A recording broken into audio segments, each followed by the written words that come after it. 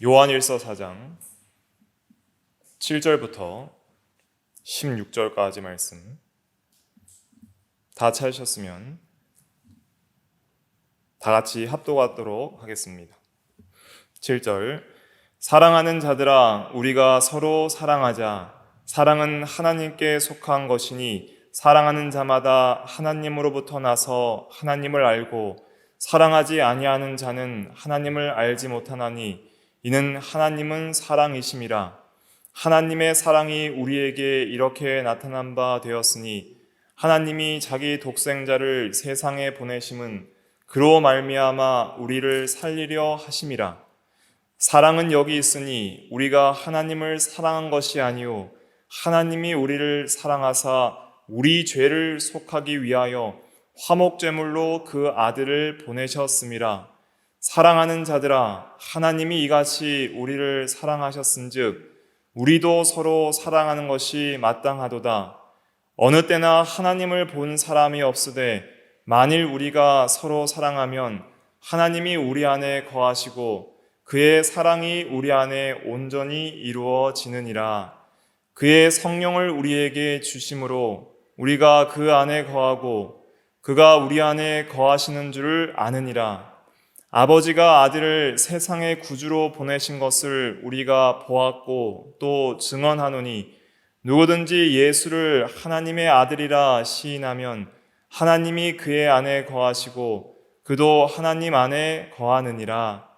하나님이 우리를 사랑하시는 사랑을 우리가 알고 믿었노니 하나님은 사랑이시라. 사랑 안에 거하는 자는 하나님 안에 거하고 하나님도 그의 안에 거하시느니라. 아멘. 네, 오늘 제목의 말씀은 개혁교회 교리 16번째 시간으로서 실론 10번째 시간, 하나님의 속성 10번째 시간으로서 제목은 하나님은 사랑이시라. 하나님은 사랑이시라. 이런 제목으로 하나님 말씀을 증거하겠습니다. 먼저 신앙고백집 같이 보시겠습니다.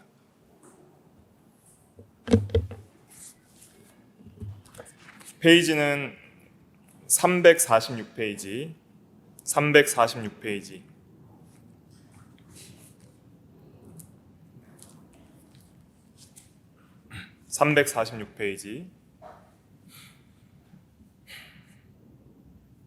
제2장 하나님과 삼위일체 관하여 1항 오직 한 분이시며부터 1항만 같이 읽겠습니다. 시작. 오직 한 분이시며 살아있고 참된 하나님이 계신다.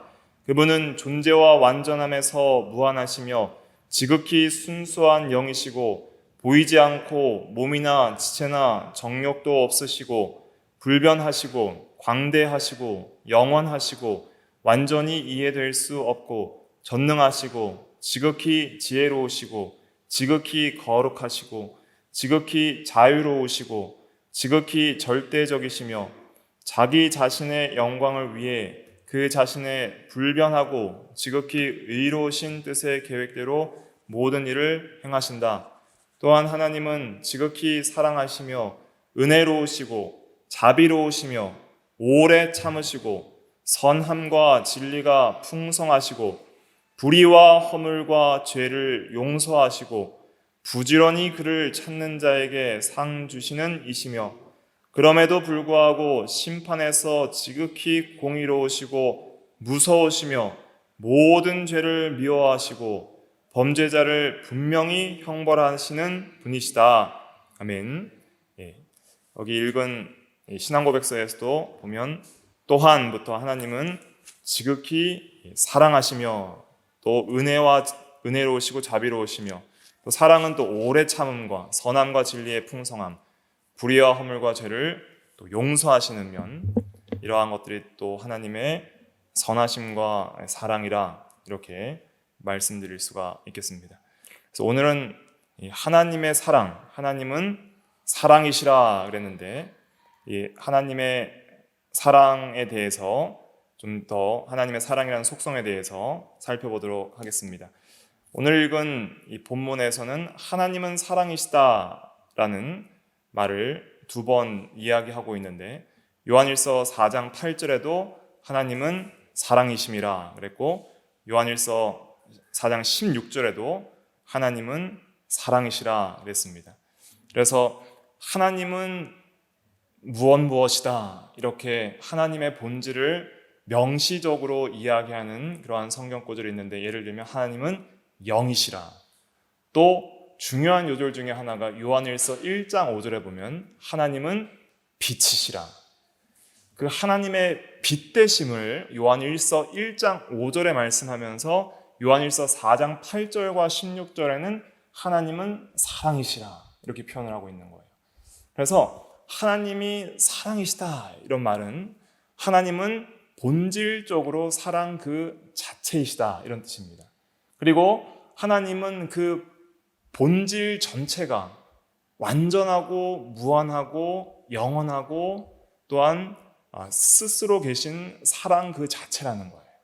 그러니까 하나님이 계시고 하나님 안에 우리처럼 어떤 사랑의 성품이 따로 있는 것이 아니라 하나님 존재 자체가 사랑이에요. 그래서 하나님은 사랑이 계신 거예요. 사랑이 스스로 계신 거예요. 영원하고 무한하고 불변하신 자존하신 사랑이 계신 거예요. 창세 전부터 사랑이 계셨고, 사랑이 창조하시고, 사랑이 통치하시고, 사랑이 구속하시는 거예요. 그런 개념으로 하나님은 본질 자체가 완전한 사랑이시고 완전한 사랑 그 자체이신 분이다. 그런 의미로서 요한일서 4장 8절과 16절에 하나님은 사랑이시라 이렇게 말씀을 하고 있는 것입니다. 그러므로 우리는 사랑이 하나님이 아님을 알아야 됩니다. 이 말씀을 잘 이해해야 됩니다. 사랑이 하나님이 아닙니다. 하나님은 사랑이신 거예요. 그러니까 사랑 그 자체를 하나님과 동일시하면 안 됩니다. 사랑이 하나님이 아닙니다. 사랑이 하나님이 아니라 하나님이 사랑이신 거예요.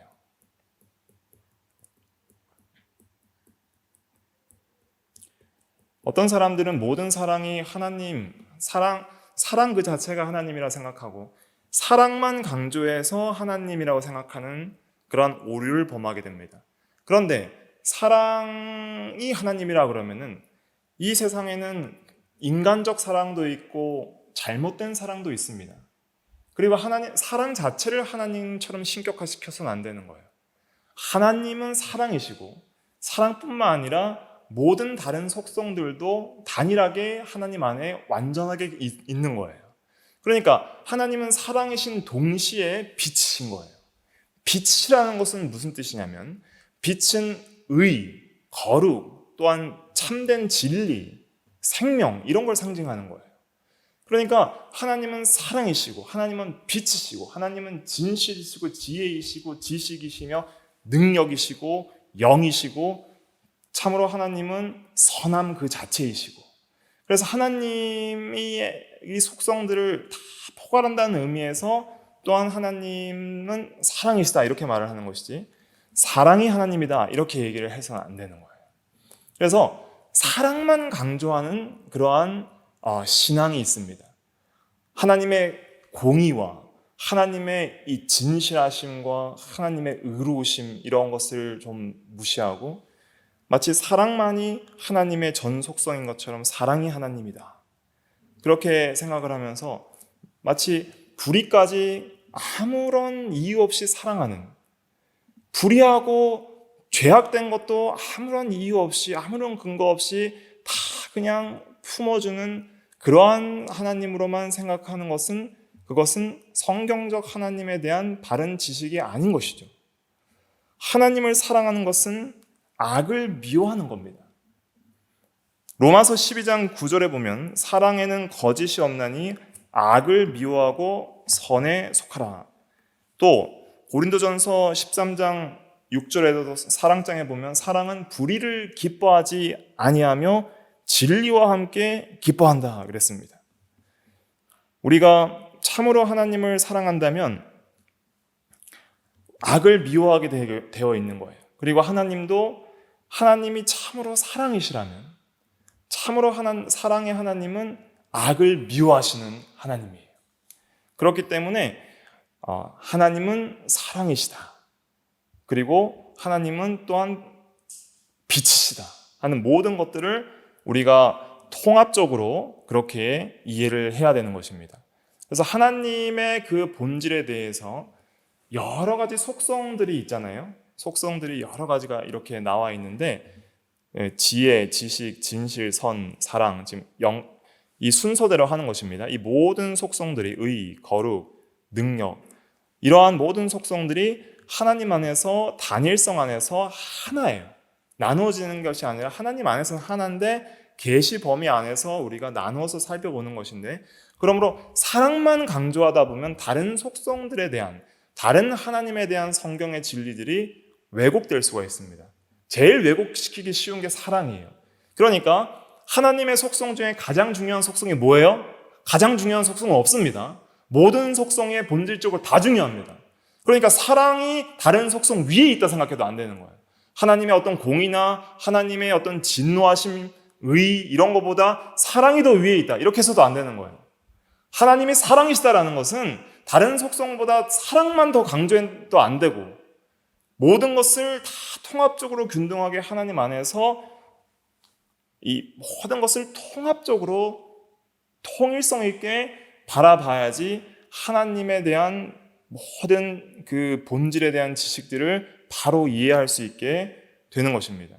그래서 사랑이 제일 우선적인 속성이다. 하나님에 대해서 생각할 때는 사랑을 가장 먼저 생각해야 된다 하는 그것도 바른 성경적 지식이 아닌 거예요. 모든 것을 의와 사랑 이러한 것을 동시에 같이 생각을 하고 하나님에 대해서 이해할 때, 그럴 때에 복음이나 십자가에 대한 구속의 진리들도 바로 이해가 되는 거예요. 하나님의 사랑만 강조하면 그 십자가에 대한 구속의 진리에 대한 그 깨달음을 우리가 바로 이해할 수가 없는 거예요. 사실 십자가는 사랑을 완전히 표현한 것도 되지만은 하나님의 진노하심과 의로우심의 극치를 보여준 거예요. 독생자까지 내어주시기까지 내가 죄를 이렇게 미워하노라 하는 그 하나님의 의로움과 죄를 미워하는 공의로운 그 진노하시는 하나님의 진노를 예수 그리스도의 십자가를 통해서 보여주시고, 그럼에도 불구하고 우리 죄인들을 사랑하시는 하나님의 사랑을 보여주시는 것이죠. 그러므로 본질적 사랑이라는 것은 하나님은 사랑 그 자체라는 거예요. 그래서 하나님은 사랑이시다. 본질적으로 사랑이시다. 이것을 먼저 우리가 기억을 하는 것이 중요하고, 그 다음에 이 본질적 사랑은 우리가 이제는 성경의 계시를 통해서 더 깊이 어떻게 이해를 해야 되냐면 삼위일체 안에서 이해를 해야 됩니다. 삼위일체를 아는 것이 왜 중요하냐면 삼위일체 하나님을 바로 이해할 때에 하나님이 누구신지를 이해할 수 있고 하나님이 왜 사랑이시고 선인지를 이해할 수가 있는 거예요. 그래서 이 세상에 많은 이방 종교의 다양한 신들이 있지만은, 그러나 오직 기독교만이 삼위일체적인 유실론을 말하는 거예요. 그러한 삼위일체적인 유실론, 단일하신 한 분이시지만은 삼위로 계신다는 그러한 진리는 성경 계시를 통해서 밖에는 알 수가 없는 거예요. 그것이 참 하나님에 대한 진리예요.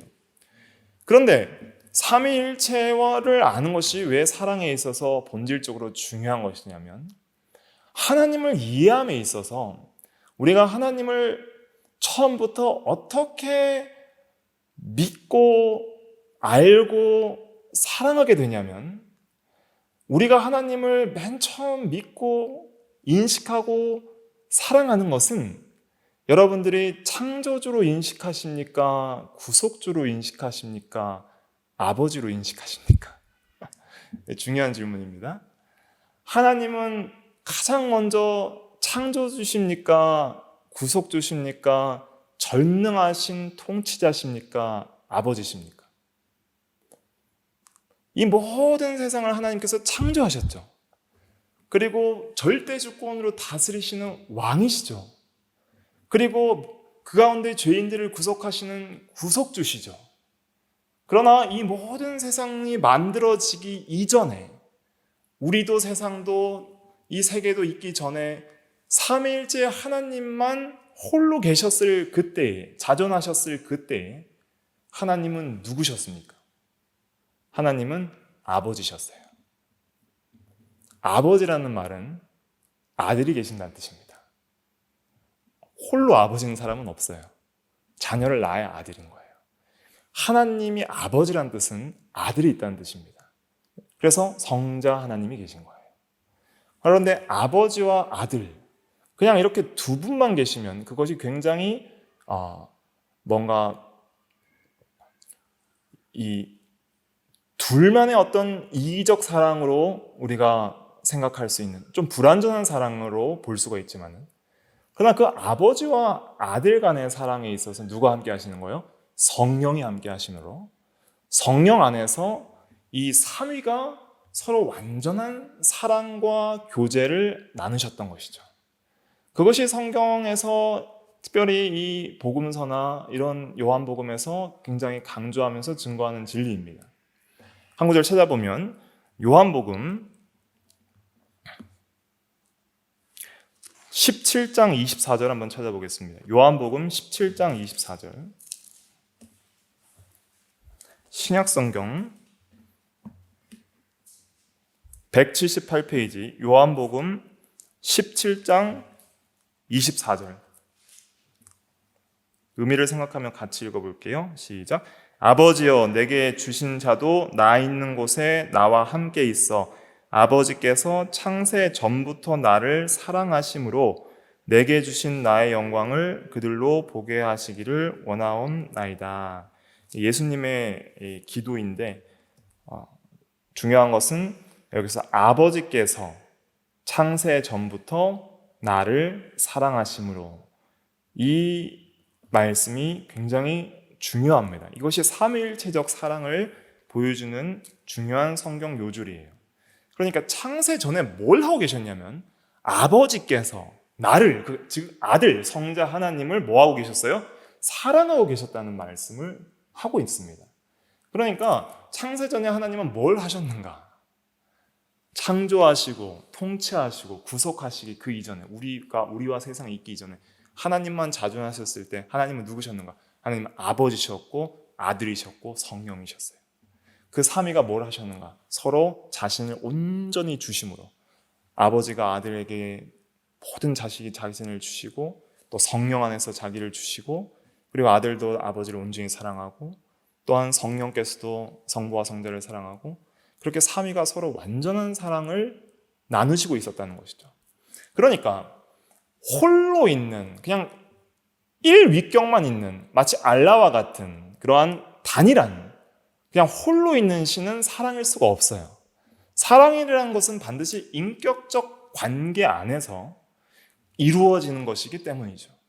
그러니까 절대 홀로 있는 신은 절대 사랑일 수가 없습니다. 그런데 하나님은 불변하는 영원한 사랑이 가능한 이유는 무엇이냐면, 하나님은 영원 전부터 스스로 계셨고 안 계신 적이 없고 성부와 성자와 성령이 온전히 영원히 계시면서 서로 사랑의 관계를 나누시고 있었기 때문에, 사랑이라는 것은 굉장히 중요한 의미 중에 하나는 자기 주는 것이 사랑입니다. 자기를 주는 것이 사랑이에요. 그래서 하나님의 사랑이라는 것은 자기 주심이에요. 자기를 줄 대상이 없었더라면 하나님은 사랑일 수가 없는 거예요. 그러니까 창세 전에 어떤 피조물인 어떤 대상, 우리와 같은 어떤 택한 대상이 없었더라면 하나님은 사랑을 못 주는 거예요. 그러니까 사랑일 수가 없는 거죠. 그런데 하나님이 사랑이 있으신 이유는 무엇이냐면, 항상 하나님은 아버지시고 아들이시고 성령이시기 때문에 서로 영원히 사랑을 하셨다는 그 진리가 하나님이 완전한 영원한 사랑임을 확실히 증거하는 것이죠. 그리고 사랑이라는 것은 이렇게 행함으로 주는 면도 있지만 참으로 기뻐하는 면이 있습니다. 사랑은 즐거워하는 거예요. 누구를 즐거워하냐면 사랑하는 대상을 즐거워하면서 사랑하는 거예요. 사랑이라는 것은 대상이 없으면 절대 사랑이 안 됩니다. 그렇죠? 사랑이라는 것은 즐거워하는 대상이 있는 거예요. 그 대상을 생각하면서 기뻐하고 즐거워하고 생각할 때마다 기쁨이 넘치는 것이, 그것이 사랑이죠. 그래서 사랑은 크게 신학적으로 두 가지로 나눌 수 있는데, 이렇게 주는 행위적 사랑, 자기 줌이 사랑이고, 또 그러한 자기중 속에서 마음속으로 기뻐함, 그것이 사랑입니다. 그러니까 내 자신을 주면서 그리고 그 사랑의 대상을 내가 기뻐하고 즐거워하는 것, 그것이 사랑의 두 가지 중요한 요소예요. 그 두 가지 중요한 요소를 하나님께서 하고 계셨다는 것이죠. 그래서 사랑이란 무엇이냐 했을 때 신학자들이 크게 두 가지로 나누는데 성경적으로 이렇게 두 가지로 구분할 수가 있습니다. 그래서 선의를 행하는 사랑, 행함과 진실함으로 사랑하는 말이 요한일서에 나옵니다. 한번 찾아볼까요? 요한일서에 보면 요한일서 3장 18절 17절부터 읽어볼까요? 16절부터 읽어보면 좋을 것 같습니다. 요한일서 3장 16절부터 18절 같이 읽어볼게요. 시작. 그가 우리를 위하여 목숨을 버리셨으니 우리가 이로써 사랑을 알고 우리도 형제를 위하여 목숨을 버리는 것이 마땅하니라. 누가 이 세상의 재물을 가지고 형제의 궁핍함을 보고도 도와줄 마음을 닫으면 하나님의 사랑이 어찌 그 속에 거하겠느냐. 자녀들아, 우리가 말과 혀로만 사랑하지 말고 행함과 진실함으로 하자. 그래서 하나님께서 행하신 일이 있어요. 그게 뭐예요? 창조와 구속입니다. 창조는 사랑의 대상자들을 만드시고 그에게 아무런 값없는 사랑과 선을 베푸신 행위가 창조 행위입니다. 그런데 그 창조를 이후에 타락한 죄인들을, 그 반역과 대적하는 죄인들을 원수되었을 때 사랑하셔서 그들을 구속하는 것은 더 큰 선의를 베푸신 것이죠. 우리가 아직 죄인되었을 때 그리스도께서 우리를 죽으심으로 우리를 향한 아버지의 사랑을 확증하시는 로마서 5장 말씀처럼 그러한 사랑을 베푸시는 거예요.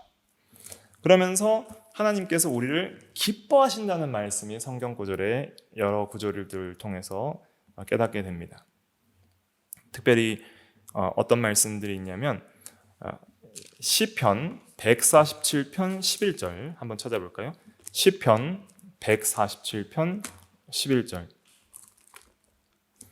시편 147편 11절 구약 909페이지입니다. 구약 909페이지 시편 147편 11절 말씀 같이 읽어볼게요. 시작. 여호와는 자기를 경외하는 자들과 그의 인자하심을 바라는 자들을 기뻐하시는 도다. 아멘.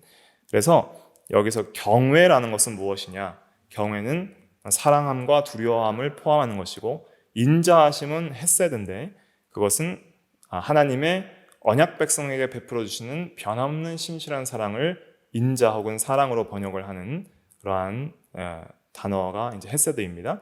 그러한 사랑을 바라는 자들. 그러니까 한번 생각해 보세요. 하나님을 사랑하며 그를 영원토록 즐거워하도록, 정말 하나님을 사랑하고 그를 영원토록 즐거워하고 하나님의 영광이 되도록 사람들을 창조하셨어요. 천사들도 그렇고 만물들도 그렇고.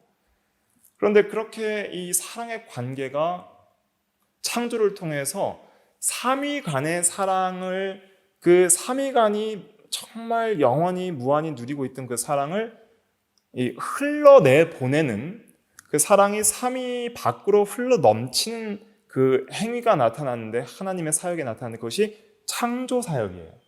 그러니까 창조는 어떻게 이해를 하셔야 되냐면 사랑의 관점에서 하나님의 사랑이 나타난 거예요. 하나님의 사랑이 흘러 넘친 거예요. 그래서 사랑의 대상자들을 창조하시고 그 사랑의 대상자들에게 하나님의 무한하고 값없는 사랑, 그리고 삼위일체가 누리시는 그 사랑의 세계, 특별히 우리 하나님의 형상대로 창조한 인간들을 창조하셔서 그들을 하나님의 형상대로 창조했다는 것은 천사도 하나님의 형상은 아닙니다. 천사도 하나님의 형상대로 창조된 존재가 아니에요. 그런 구절이 없어요. 근데 왜 하나님께서 인간만 하나님의 형상대로 만들었냐면 사랑과 관계의 관점에서는 인간에게 하나님께서는 그 삼위 간의 사랑을 함께 나누시기 위해서 인간을 창조하신 거예요. 근데 그것이 깨지는 결정적인 사건이 타락 사건인 것이죠. 하나님보다는 자기를 사랑하고 또 우상을 사랑함으로써 하나님을 버리는 행위가 선악과를 따먹은 사건이죠. 그래서 그 하나님의 사랑이 창조를 통해 나타났지만은 그러나 그 범죄한 죄인들을 구속하시는 행위를 통해서 그 창조를 통해서 하나님께서 자기를 주셨죠. 자기 주심을 보여주셨죠. 그런데 이 자기를 준다는 것은 우리가 여러 가지 방법이 있습니다. 말을 통해서 줄 수도 있고, 사랑한다, 내가 당신을 정말 좋아하고 사랑하고 아낍니다, 말을 할 수도 있고, 선물을 줄 수도 있고, 어떤 물질을 줄 수도 있고, 나의 시간을 줄 수도 있고, 나의 힘을 줄 수도 있고, 내가 함께하는 그 함께함을 줄 수도 있는 것이고, 그런 것들이 있는데 가장 큰 자기줌은 뭐예요? 형제를 위하여 친구를 위하여 목숨을 버리는 것보다 더 큰 사랑이 없다고 요한복음 13장에 말씀하시잖아요, 예수님께서. 그러니까 자기 목숨 전체를 내어주는 것이 가장 큰 사랑이에요. 근데 그 가장 큰 사랑을 언제 이제 보여주시냐면 이 구속 사건을 통해서 보여주십니다. 죽으실 수 없는 하나님이 인간이 되어서 우리에게 자신 전체를 내어주심으로써 죽으시는 거예요.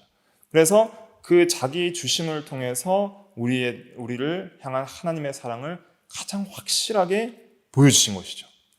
그래서 하나님께서 창조하셨을 때 얼마나 기뻐하셨냐면 하나님이 지으신 모든 것을 보시기에 심히 좋았더라. 이것은 기쁨의 표현이에요. 그러니까 하나님께서 창조 세계를 얼마나 사랑하셨냐면 너무 기쁘다, 너무 선하다, 너무 보기 좋다 하면서 하나님의 그 무한하고 아름다우신 사랑을 풍성히 베풀어 줬는데, 타락하고 망가지니까 천사도 타락해서 마귀가 와 귀신이 되고, 인간도 타락하고, 그러므로 이 피조 세계가 타락해서 땅이 저주를 받고, 그러니까 하나님의 마음이 얼마나 아프시겠냔 말이에요.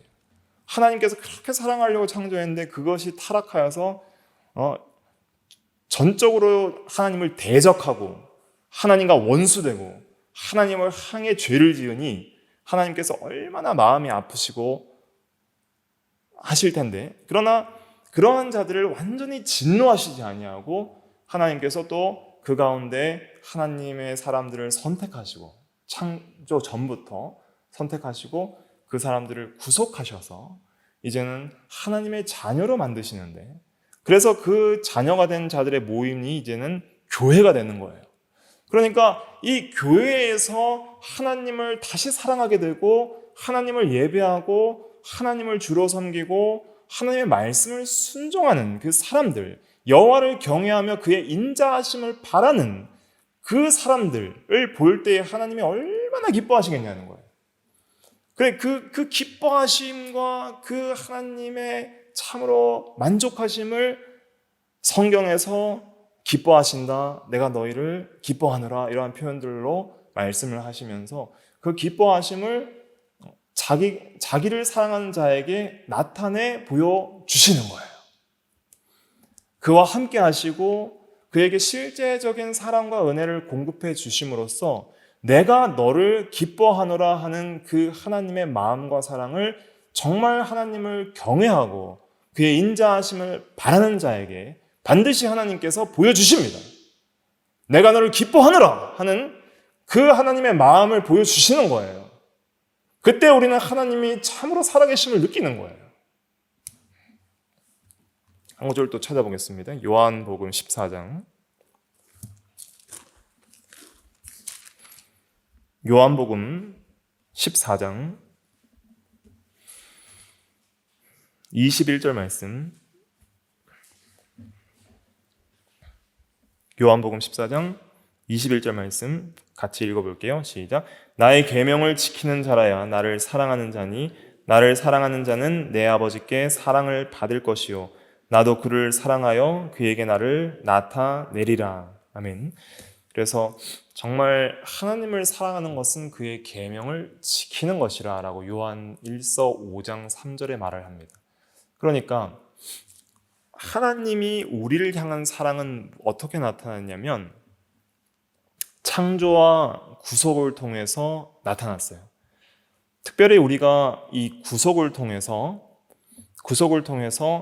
하나님을 어떻게 믿게 되냐면 아들을 믿음으로 아버지를 믿게 되는 거예요.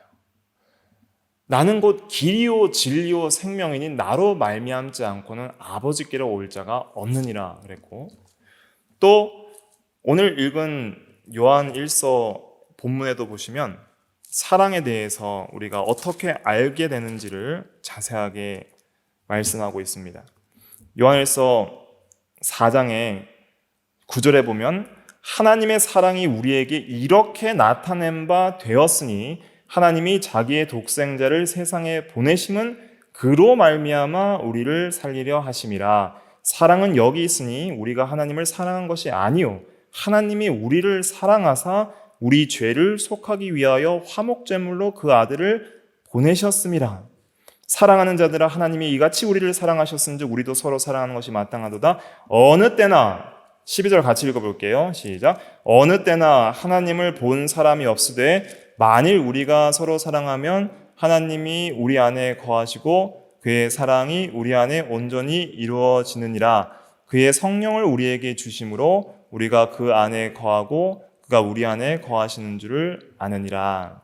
네. 그래서 또 15절에도 보면 누구든지 예수를 하나님의 아들이라 시인하면 하나님이 그의 안에 거하시고 그도 하나님 안에 거하시느니라 그랬습니다. 그래서 독생자를 통해서 우리가 하나님의 사랑을 알게 되고 그 다음에 아버지를 알게 되고 아버지를 알게 되면 아버지를 사랑하게 되고 또 사랑하게 되면 그의 성도들, 그의 자녀들을 사랑하게 되는 것입니다. 그래서 하나님께서 우리에게 이 삼위일체 간에 누리시던 완전한 사랑을 창조와 구속을 통해서 실제로 베풀어 주시고 우리에게 참으로 우리를 기뻐하시고 즐거워하심을 나타내 보여주세요. 참으로 하나님을 믿고 그 다음에 어떤 자에게 이 사랑을 나타내 보여주시냐면 하나님을 경외하고 인자하심을 바라며 가장 중요한 것은 계명을 지키는 자에게, 계명을 순종하는 자에게 하나님께서 사랑을 나타내 보여주십니다. 그래서 성부가 성자를 사랑함을 성경에서 여러 가지를 통해서 말씀을 해주시는데, 예를 들면 성부 하나님께서 이 성자를 사랑하시는 것은 특별히 아까 읽은 요한복음 17장 24절에도 나오지만은 그러나 또 이 예수님께서 세례를 받으실 때에 이는 내 사랑하는 자여 내가 기뻐하는 자라 그런 말씀을 하시잖아요. 그런 말씀을 통해서도 성부께서 성자를 사랑하는 사랑을 성경에서 말씀해 주시고, 그런데 성자가 이제 성부를 사랑하시는, 성자가 성부를 사랑하는 그 사랑은 어떤 방식으로서 행하시냐면 하나님 아버지의 명령을 순종함을 통해서 성부를 향한 성자의 사랑을 나타내 보여주세요. 성경에서는 항상 성자 예수님은 아버지의 뜻을 행하려 함이라, 순종한다, 죽기까지 복종하심, 그러한 것을 통해서 예수님이 성부를 어떻게 사랑하는지를 몸소 보여주신 거예요. 그러니까 우리도 이렇게 사랑을 해야 되는 것이죠. 예를 들면 요한복음 14장 31절 보시면, 요한복음 14장 31절, 요한복음 14장 31절 같이 읽어볼게요. 시작. 오직 내가 아버지를 사랑하는 것과 아버지께서 명하신 대로 행하는 것을 세상이 알게 하려 함이로라. 예, 여기까지 보겠습니다. 그래서 사랑하는 것이 바로 아버지께서 명하신 대로 행하는 것을 세상이 알게 하려 함이로라 그랬습니다. 그래서 아버지를 사랑하는 것은 무엇인가? 그의 계명을 순종하는 거예요. 그러니까 우리가 십계명을 순종하는 이유는 구원받기 위해서 아니면 의를 이루기 위함이 아니라 이미 중생하고 구원받은 은혜에 감격해서 하나님을 사랑하는 방식으로서 순종하는 거예요. 십계명은. 그러니까 예수님께서 성부를 어떻게 사랑하는지를 순종과 계명 순종을 통해서 보여주심으로써 너희들도 이같이 아버지를 사랑하라 하는 것을 보여주시는 것이죠. 그래서 우리가 순종을 통해서 하나님을 사랑함을 나타내 보이는 거예요. 그러니까 하나님을 우리가 어떻게 사랑하게 되냐면 하나님의 말씀을 귀하게 여기고 그것을 진리로 받고 그 한 말씀 한 말씀을 더 마음에 새겨서 마음으로부터 자원하여서 온전히 순종해야지 하는 그런 믿음의 행위들이 곧 우리가 하나님을 향한 사랑으로 표현되는 거예요. 하나님께서 자기를 온전히 구속을 통해 주셨기 때문에 이제는 우리도 자기를 하나님께 드리는 삶을 살아야 되는 것이죠. 그래서 로마서 12장 1절에 하나님의 자비하심으로 너희를 권하노니 너희 몸을 하나님이 받으실 거룩한 산 제물로 드리라. 이것이 너희가 드릴 영적 예배니라 그랬습니다. 그리고 고린도 후서 8장 5절에도 보면은 헌금을 할 때 우리가 헌금을 왜 하냐면 자기를 먼저 주께 드리는 행위, 그 자기를 주께 드리는 그 신앙 고백이 헌금으로 나온다고 했어요. 고린도 후서 8장 5절에 보면 헌금을 하는 자는 자기를 먼저 주께 드리라. 그런 말씀이 있는 것입니다. 그래서 우리가 자기를 하나님께 드려야 됩니다. 하나님이 우리를 위하여 먼저 자기를 주셨기 때문에 그러니까 우리도 이제는 하나님께 자기를 드려야 돼요. 어떻게 자기를 우리가 드릴 수 있죠? 말씀을 어떻게 해요? 순종함으로 너희 몸을 거룩한 산제물로 드리는 것은 우리 평생을 하나님께 순종하는 삶을 통해서 이제는 자기를 부인하고 하나님의 영광을 위하여 예배자로서 헌신된 삶을 통해서 하나님을 사랑함을 우리가 나타내 보여야 하는 것이죠. 성자 하나님께서 사람의 몸을 입고 이 땅에 오셔서 우리를 위하여 몸소 본을 보이사 완전한 인간으로서 하나님을 향한 사랑이 어떠함을 가르쳐 주셨던 것처럼 우리도 죽기까지 복종하고 순종함으로써 우리에게 베풀어 주신 자기 주심의 그 은혜와 사랑에 감격해서 그리스도의 사랑이 우리를 강권함으로 말미암아 우리도 자신을 주께 드리고 하나님의 말씀을 생명보다 귀하게 여기고 말씀을 죽기까지 복종하는 그 삶이 그것이 참된 그리스도인의 예배의 삶이며 참으로 하나님으로부터 거듭난 중생한 성도의 참된 삶이고 그것이 하나님께서 가장 기뻐하시고 즐거워하시며 구속하신 목적을 이루는 것이고 하나님께 가장 영광을 돌리는 것이 말씀을 순종하는 것입니다. 그래서 우리가 이러한 관점을 통해서 하나님을 더욱더 기쁘시게 하기 위해서 말씀을 순종하기에 힘을 써야 되는 이유가 여기에 있는 것이죠. 구원받으려고 힘을 쓰는 것이 아니라 이미 받은 은혜와 사랑에 감격해서 그 은혜에 보답하기 위해서 자신을 온전히 드리는 거예요. 그래서 우리가 실제적으로 하나님께서 선의를 행하는 사랑을 보여주셨기 때문에 우리도 하나님을 향한 사랑을 행하는 것으로 사랑을 표현하고 그런데 하나님을 향한 그 사랑의 표현이 하나님을 사랑한다는 그 진실한 사랑의 행위가 실제 삶에서는 어떻게 구현이 될까요? 그것은 교회와 성도를 사랑하는 것으로 나타나게 되어 있습니다. 주님을 사랑하면, 머리 대신 주를 사랑하면 반드시 그의 몸된 교회를 사랑하게 되어 있습니다. 하나님을 사랑한다고 하면서 형제를 미워하는 것은 거짓말쟁이라고 했습니다. 요한일서 3장 한번 찾아볼게요. 요한일서 3장. 어디에 있죠? 4장 20절. 죄송합니다. 제가 4장 20절 한번 같이 읽어보겠습니다. 감사합니다. 4장 20절 같이 읽어볼게요. 시작. 누구든지 하나님을 사랑원으로 하고 그 형제를 미워하면 이는 거짓말하는 자니 보는 바 그 형제를 사랑하지 아니하는 자는 보지 못하는 바 하나님을 사랑할 수 없느니라. 아멘. 그래서 이 형제를 사랑하는 것을 통해서 하나님을 참으로 사랑한다는 것이 거기서 드러나게 되어 있어요. 그래서 요한일서 5장 1절도 같이 읽어볼게요. 5장 1절도 시작. 예수께서 그리스도이심을 믿는 자마다 하나님께로부터 난 자니 또한 낳으신 이를 사랑하는 자마다 그에게서 난 자를 사랑하느니라.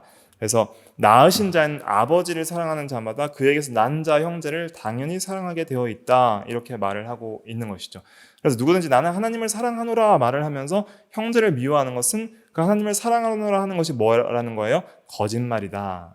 그러니까 진실하게 하나님을 사랑한다 하면은 하나님의 계명을 지킬진데 그 계명은 하나님께 대한 계명뿐만 아니라 사람에 대한 계명도 있고 하나님을 사랑하라는 계명뿐만 아니라 내 이웃을 내 몸과 같이 사랑하라는 계명이 있으니 그 계명을 온전히 순종하게 되면 반드시 형제를 사랑하게 되어 있고, 그렇게 형제를 사랑하는 것을 보니 이 사람은 정말 하나님을 진실로 사랑하는 것이 맞다 하는 것이 그 형제 사랑의 열매로 증거가 된다는 거예요.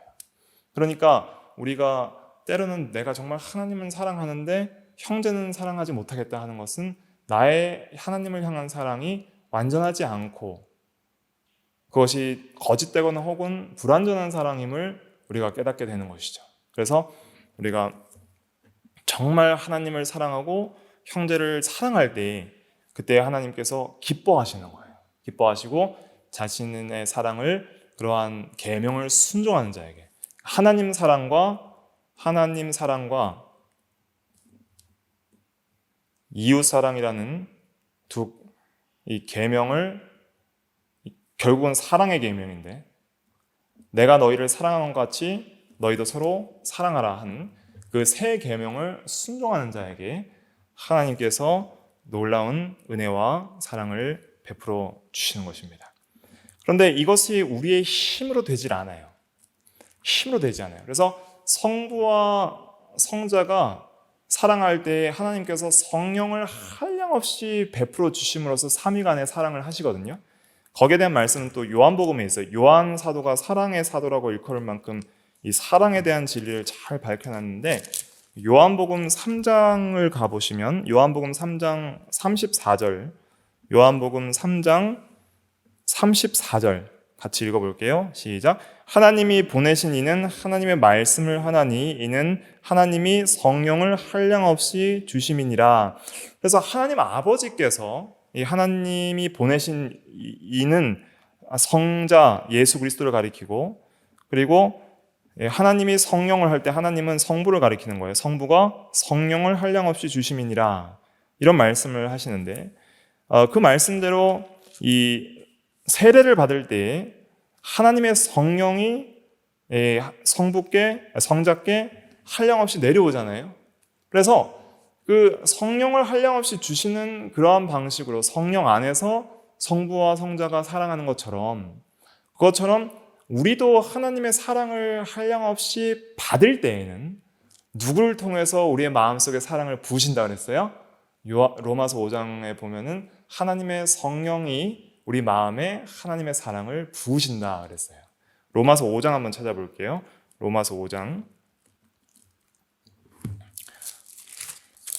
5절 말씀, 5장 5절입니다. 로마서 5장, 신약 245페이지, 로마서 5장 5절 말씀 같이 읽어볼게요. 시작. 소망이 우리를 부끄럽게 하지 아니함은 우리에게 주신 성령으로 말미암아 하나님의 사랑이 우리 마음에 부은 바 됨이니.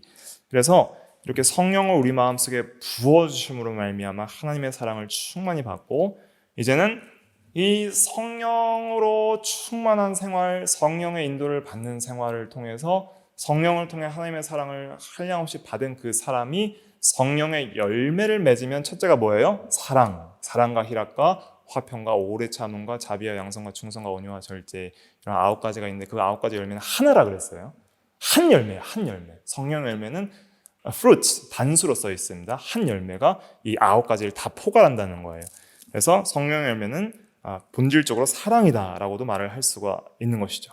그래서 그 성령의 인도하심이 아니면 우리가 형제를 정말 자기를 부인하면서 온전히 진리 안에서 사랑할 수가 없는데, 하나님의 성령께서 그렇게 우리에게 사랑을 부어주심으로 이웃을 내 몸과 같이 사랑할 수 있는 그러한 사랑이 나오는 거예요. 그러니까 사랑을 받은 사람이 사랑을 할 수가 있습니다.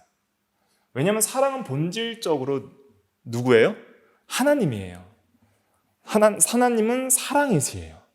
그러니까 하나님은 본질적으로 사랑이시니까 하나님은 사랑을 자신 안에 가지고 계시고, 자신 안에 가지고 계신다는 표현보다는 하나님 자체가 뭐예요? 사랑이에요. 근데 우리 자체가 사랑이진 않아요.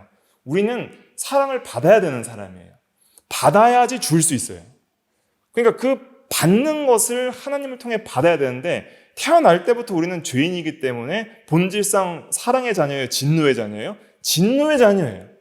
진노의 자녀인데 그 진노의 자녀를 또한 신기한 것은 무엇이냐면 창세전부터 하나님께서 사랑 안에서 그리스도 안에서 우리를 선택하여 주셨다는 것이 에베소 1장에 나와요. 그러니까 하나님이 본질적으로 사랑인 동시에 빛이라는 것은 하나님은 100% 사랑도 하시면서 동시에 진노도 하실 수 있는 분이에요.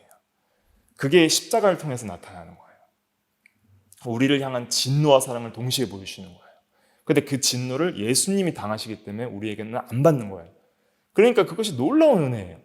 그런데 우리도 똑같습니다.